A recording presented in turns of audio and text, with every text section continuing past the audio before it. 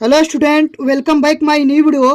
तो स्टूडेंट, आज मैं आप लोगों को बताऊंगा कि 0.47 के ऊपर बार को पी बटा क्यू के रूप में लिखिए। ठीक है ना। इस वीडियो में मैं आप लोगों को सिखाऊंगा इसको पी बटा क्यू के रूप में कैसे लिखना है, और एकदम इजी तरीके से बताऊंगा कि आप लोग को एक बार में ही समझ में आ जाएगा। ठीक है, बहुत आसान है। अगर आप लोग इसको ध्यान से समझ लिए तो आप लोग को एक बार में ही समझ में आ जाएगा। तो चलिए बिना कोई देर के वीडियो को स्टार्ट करते हैं। तो सबसे पहले हम लोग लिखेंगे हल, और उसके बाद आप लोग को लिखना है माना।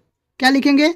माना x बराबर 0.47 के ऊपर बार। अब देखिए यहां पर बार एक संख्या के ऊपर लगा है, यानी कि 7 के ऊपर लगा है। इसका मतलब कि 7 यहां पर बार बार आ रहा है। जैसे कि मैं आप लोग को यहां पर बता दे रहा हूं कि ये जो आप लोग को 0.47 के ऊपर बार है ना, तो इसका मतलब ये हो जाएगा 0.4777, यानी कि ये बार बार आ रहा है। तो इसके मतलब ये एक संख्या पर बार लगा है तो सिर्फ 7 बार बार आ रहा है। तो इसको हम लोग यहाँ पर पहले लिख लेते हैं x बराबर 0.4 और बार लगा है 7 पर, तो यहाँ पे ये बार बार आएगा। ठीक है ना। तो ऐसा करके हम लोग लिख लेंगे dot dot dot dot dot. ठीक है, इसको मान लेते हैं समीकरण नंबर 1। ठीक है, अब देखिए अब हम लोग क्या करेंगे, इस समीकरण 1 के दोनों तरफ 10 से गुणा करेंगे। यहां से लिखेंगे समीकरण 1 में दोनों तरफ, यानी कि दोनों पक्षों में, दोनों पक्षों लिखो या फिर दोनों तरफ, तो हम लिखते हैं दोनों तरफ 10 से गुणा करने पर,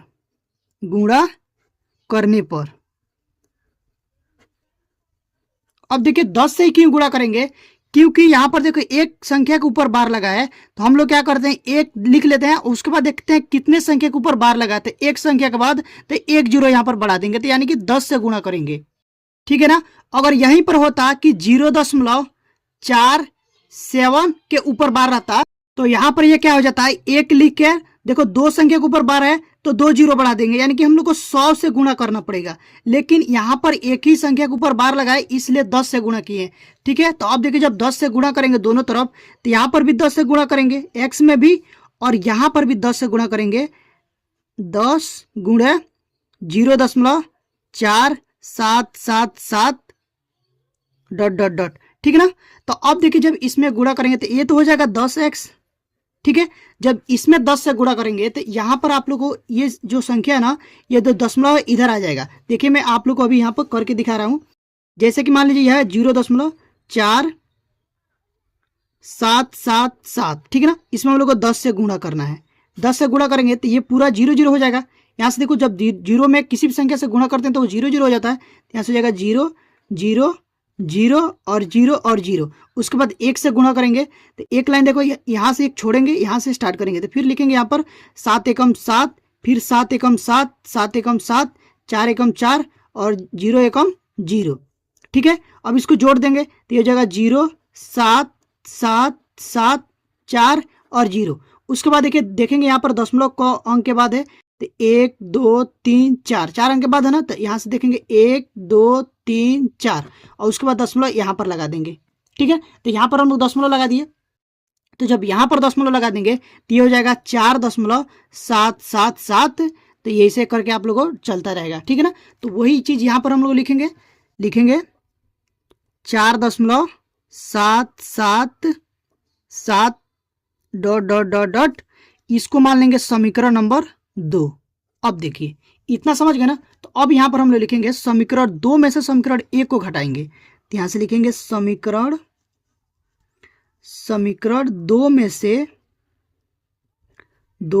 से समीकरण 1 को घटाने पर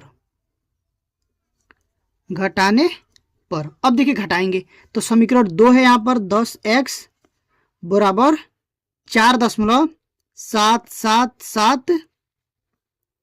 ठीक है ना, डॉट डॉट डॉट। ये समीकरण आप लोग का 2 है।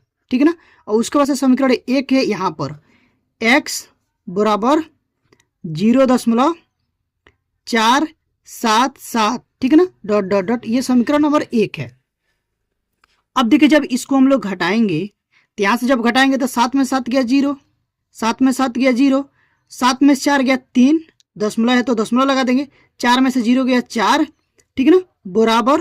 अब देखो 10x में से 1x निकल जाएगा तो कितना बचेगा, 9x बचेगा। यहाँ पर देखिएगा 9x बचेगा तो यहाँ से हो जाएगा 9x, ठीक है, इतना समझ गए। अब देखिए ये हो जाएगा 9x यानी कि 9x बराबर आप लोग का 4.3, ठीक है।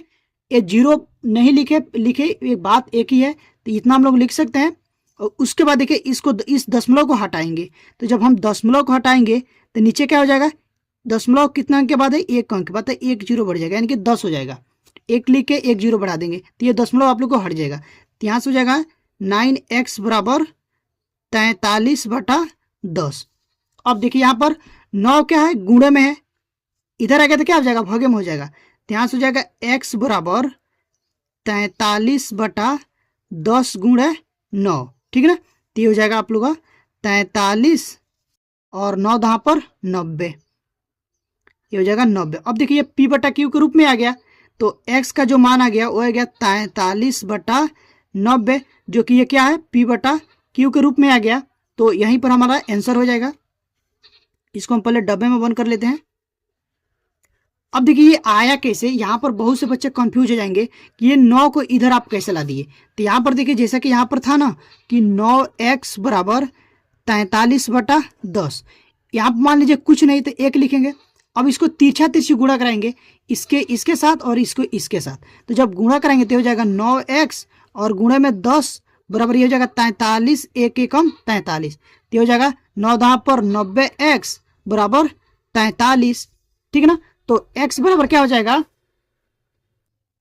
43/90, कितना हो जाएगा 43/90, ठीक है ना। तो इस तरह से हम लोग इसका p/q के रूप में लिखेंगे। आई होप कि आप लोगों को इतना समझ में आ गया होगा। अगर आप लोगों को ये वीडियो अच्छी लगी हो तो प्लीज़ वीडियो को लाइक करिएगा, और चैनल पर पहली बार आए हैं तो चैनल को सब्सक्राइब करके बेल आइकन को प्रेस कर दीजिएगा, ताकि जो भी वीडियो डालूं उसका नोटिफिकेशन आप लोग के पास तुरंत पहुंचे और आप लोग तैयारी अच्छे से हो पाए। तो अभी के लिए बस इतना ही, मिलते हैं इसी तरह की नेक्स्ट वीडियो में, तब तक के लिए थैंक यू फॉर वॉचिंग।